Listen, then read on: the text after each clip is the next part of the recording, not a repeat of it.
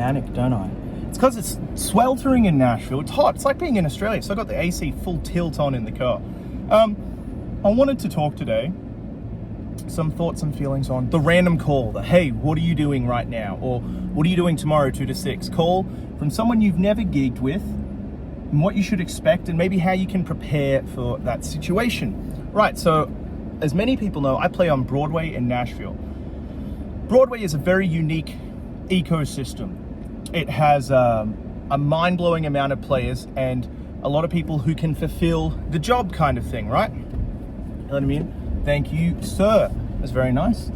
Traffic's always a mess. There is a huge amount of people who can fulfill it. Getting the call, what does that look like? Well, I think it's different for everyone. For me, I've had to work really hard to become the kind of player I would want to hire. Someone who's fun, has a great time, knows the tunes, and is honest about when they don't know tunes. That's a really big one. I just played 12 to 4 at Lucky Bastards with Cullen Greer, Bo on drums, and Alex on bass. I'd never met that bass player. He was really fantastic. The band was really good, right?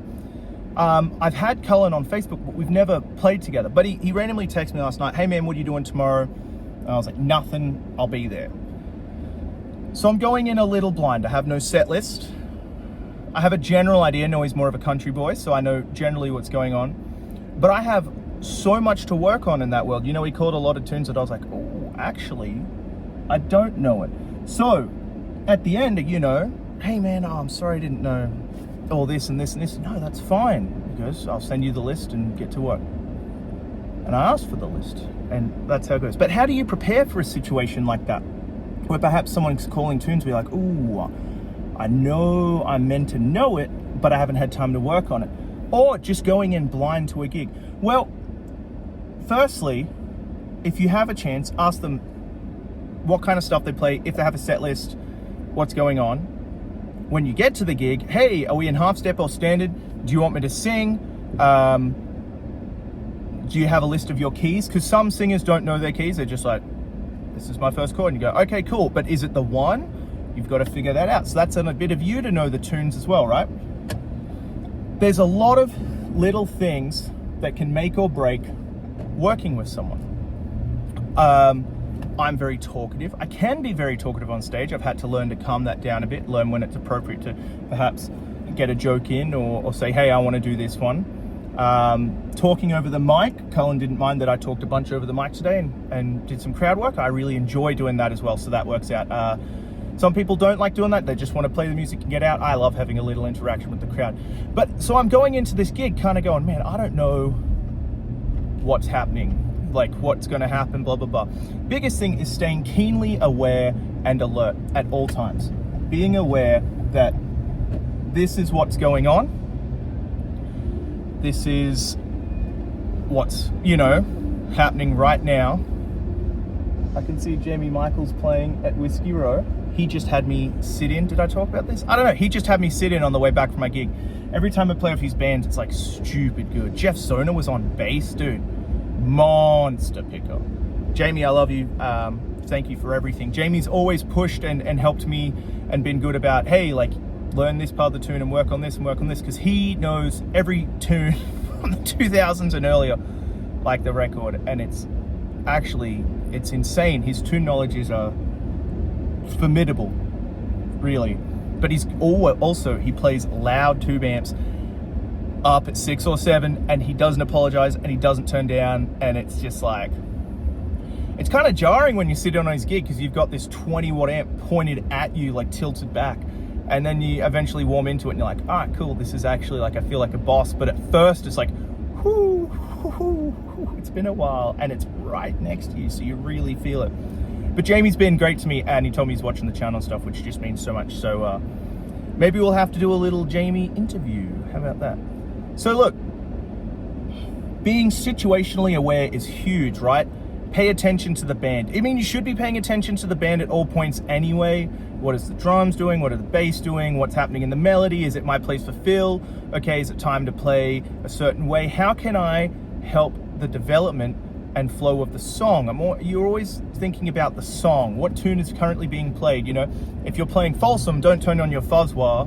I've seen someone do that, by the way. It's very odd. But you know, being situationally aware of what your part is. And perhaps if you don't have steel or fiddle or second guitar or a singer playing acoustic guitar, you can figure out a way to kind of comp and create a part that covers all grounds, right? If we look at something like Choosing Texas, there's a ton of guitars up top. If we play, you know, Chattahoochee, there's steel on that, and there's acoustic, and you know, there's all these different parts, and you have to learn how to create a part that kind of fills the space whilst not taking up too much. And Mike Bork talks about this in the interview I did with him. It's very difficult. But the whole thing is situational awareness. Be prepared for anything. Don't be afraid to be honest. It would be better for you to say, I don't know it, than for you to do it and it train wrecks. That's my personal opinion. Some people are just of the belief that like you should just do it regardless. I don't think you should try songs if the whole band has not at least heard it. You know, like at least 2 out of 3 of the rhythm section. Personally, that's me. But if it's, you know, if it's an easy enough song, like Wagon, that's fine. But if it's got some stuff in it, then maybe not. But if you do it, it's then your job to go home and learn it. I have some stuff to go home and learn. A Dierks Bentley tune that was called to me that I ended up playing at Jamie's gig that I didn't know, but I've actually had it called to me twice today, so that's a signifier of, hey, time to go learn it. One really good thing you can do to be aware is when you finish a song, or before you start a song, you can say, hey, what key? Okay, and if you say, I don't know it, and they're like, we're gonna do it anyway, they go, okay, anything to watch out for? And the drummer might go, oh, well, there's some hits in the bridge, just watch me. And so when you get to the bridge, if you have your chart or guitar tabs up or whatever, try and memorize those chords real quick. Okay, it goes 1, 6, 2, 5, and then stare at the drummer for those hits.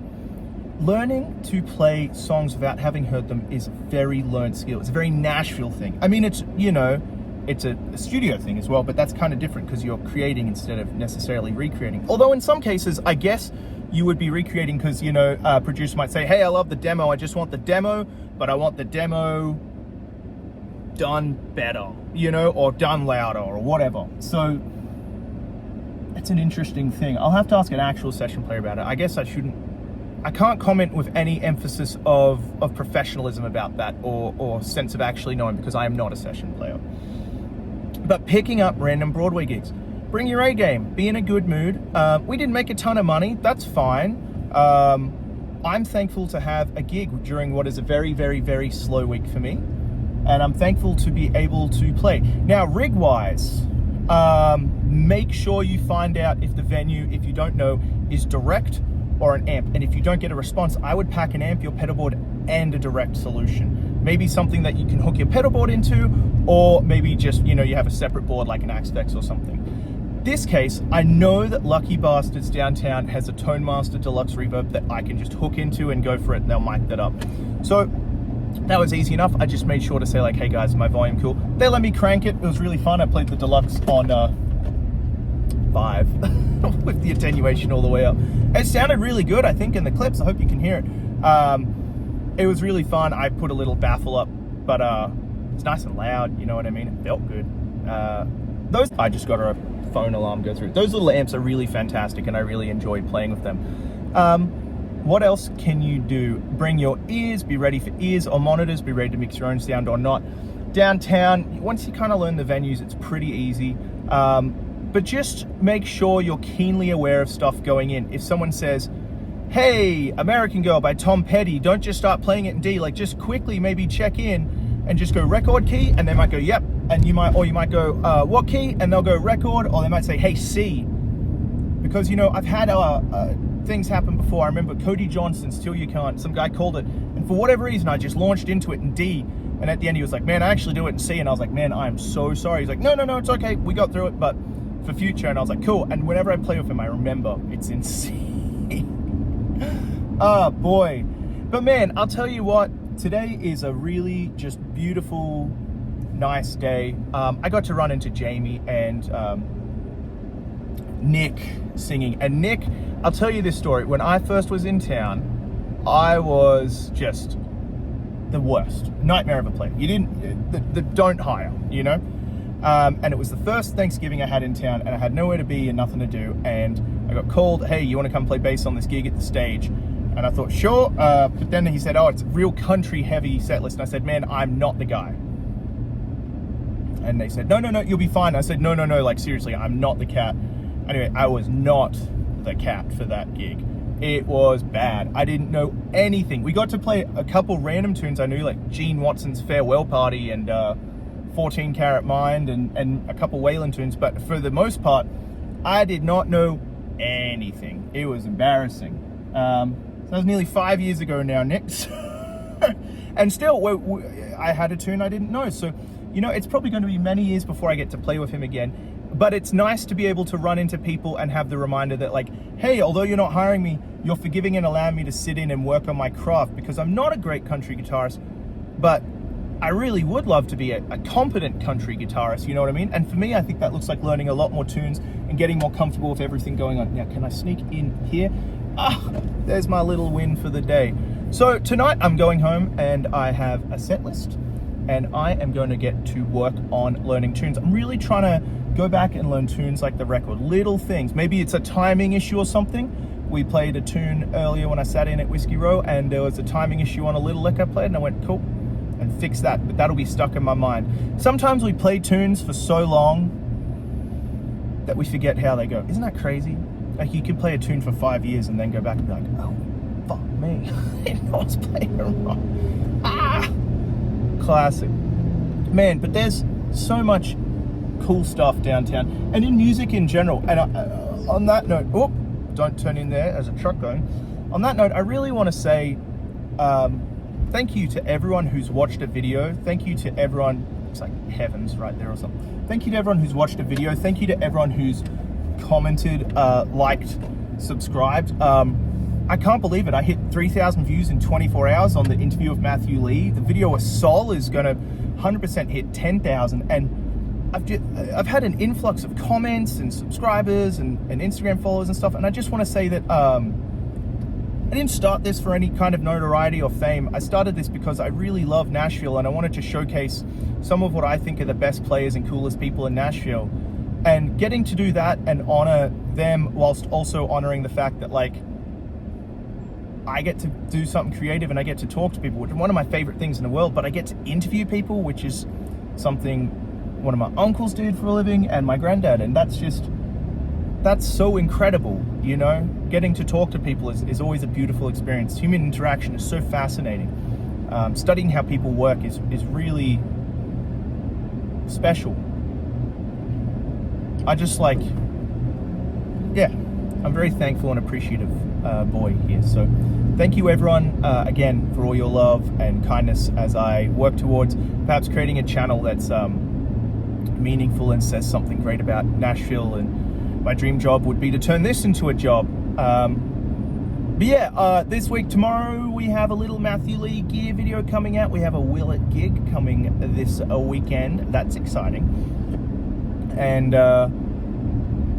yeah, I've got some more interviews lined up and I just can't believe that people are interested. In a few months, I have a really special one that may work out. It may not, so I'm not going to say who and I'm not going to jinx it. But for now, I want to say thank you, everyone. This has been some thoughts on gigging downtown and just an appreciative thank you. I will catch you all at my gig tomorrow. Cheers.